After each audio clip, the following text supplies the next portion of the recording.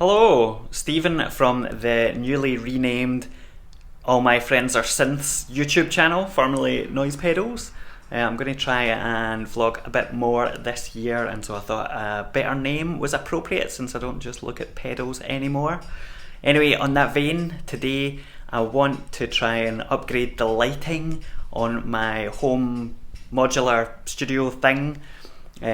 Just now I've got these LEDs you can see maybe,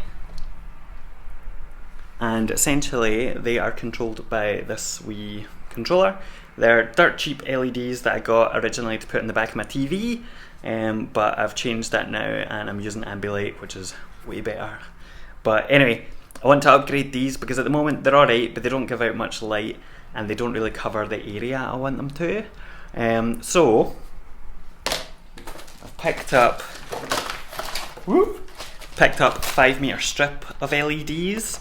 I don't know if you can see this, but in theory these LEDs also have what's called a music IR controller, which means that they should hopefully react to audio levels. So when I'm playing the music over my monitors, they should play back in time and all that cool stuff. Because even though no one's going to see it, it'll be good for me to enjoy it.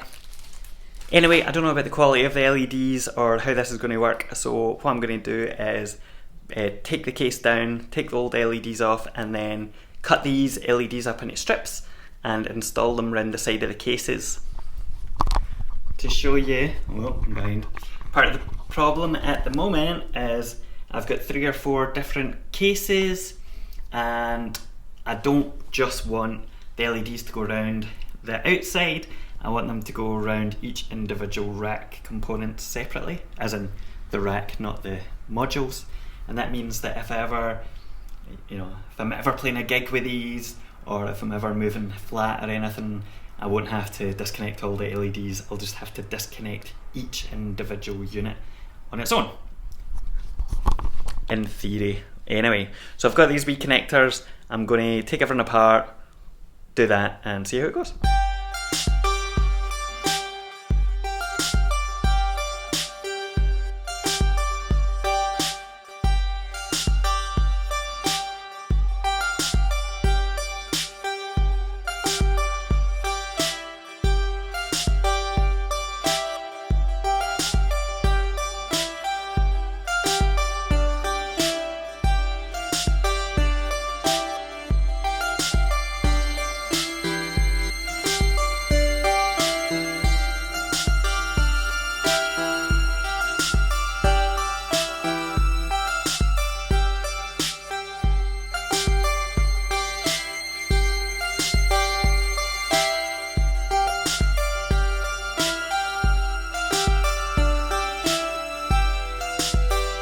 So that took a wee bit longer than I would have liked, but as you can see, the LEDs are on and they're changing with my voice. I haven't looked at the settings yet to figure out exactly what mode is what and all the rest of it, but at least they're connected up and working. Typically for me, everything like this goes wrong in some way or another, so I did have a few issues. The first issue was the adhesive on the back of the LED strips came off, which means that I've had to tape them in place in some parts of the case, which isn't ideal. It doesn't look great, but thankfully it's mostly in the underside of the case. I don't have double-sided tape here, so I can't fix it all properly just now. I'll get some, but I don't really want to take the whole case apart and disconnect everything again to fix it, so it'll probably lie unfixed until the next time I need to install something. The other issue I ran into was that the connectors, because I got waterproof LED strips, the strips are covered in a kind of rubber to keep the water out, I guess by the meaning of waterproof. But even though I got waterproof connectors supposedly, the rubber on the strips was too thick for the connectors, and so I had to trim back the rubber in order to let the connection work. So the strips aren't completely waterproof anymore. At the end of the day, it's not a huge deal because I wasn't going to be playing out in the rain or outside anyway. It's more just to make sure they're kind of water resistant if I'm taking the case places.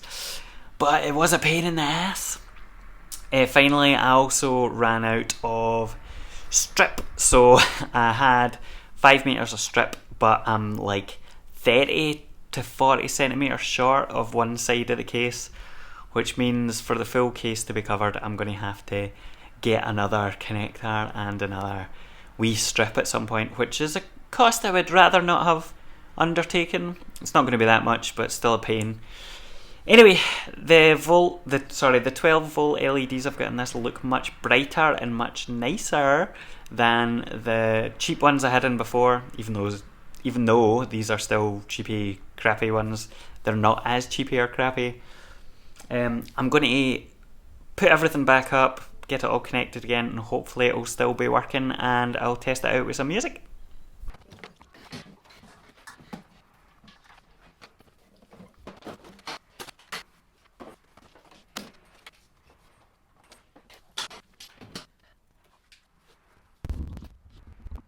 So I've got everything set up and it looks pretty cool so far. It's not that big a deal actually that one of the sides of the cases isn't covered, because it's at the bottom or the top of the case, and so you don't really notice it, which is quite nice because then I don't have to go and get some double-sided tape. Everything seems to be working okay just now. I took the chance to repatch connect up the triggers on my Vermona drum as well, since I'd left them unpatched, since I knew I would have to take everything apart to get to them. So that was a nice bonus. I'm going to have a wee play of it now that it's set up and see if I can adjust things like the sensitivity. There's not an input jack or any kind of a dial on the IR controller itself, so I can't adjust the sensitivity with like a knob or anything like that. And there's a wee tiny barely visible manual thing that they printed in kind of broken English, so I'm going to have to go with a microscope, I think, and see what it says about the settings to work out this remote on that front. But I'm going to try that with some triggers just now, and then I'm probably going to patch up some music and see how it looks with that.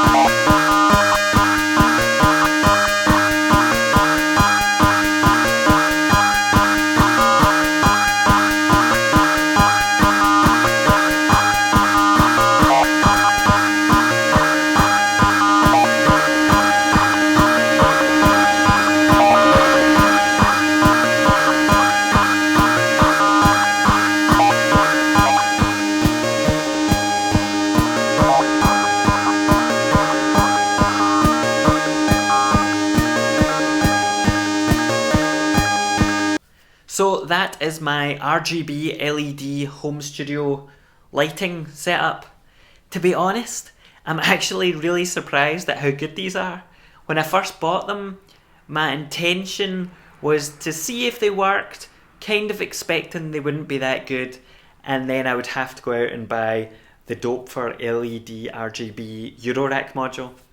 I can't mind the name specifically or the model number of that module right now, but basically what it does is allows you to control strips like this with CV and trigger input, so you can control the RGB values. And when I saw that, I thought that looks cool as fuck. But I didn't want to spend 75 quid on the module and 20 odd quid on the RGB LED strips, only to find out that it wasn't that great an effect or a tool anyway. So I bought these on the off chance they would work on their own, and surprise, surprise, they've outshone themselves. To be honest, I'm not sure I would use them if playing live, because the sensitivity might get confused when you've got lots of stuff going on and you don't get the same granular control. You can't plug a line into the box and make sure you've got that kind of finesse over things, and you can't assign over MIDI or address them over MIDI or do any of that cool stuff. But they're perfectly good for being in the house. And to be honest, it doesn't look like we're going to get to play many gigs in the near future.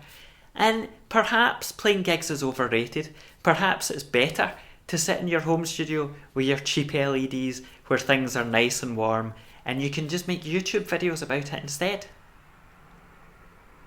Anyway, if you're looking for something to brighten up or give your own studio a wee bit of atmosphere, have a look. There's tons of cheap alternatives like this, both on Amazon and on eBay.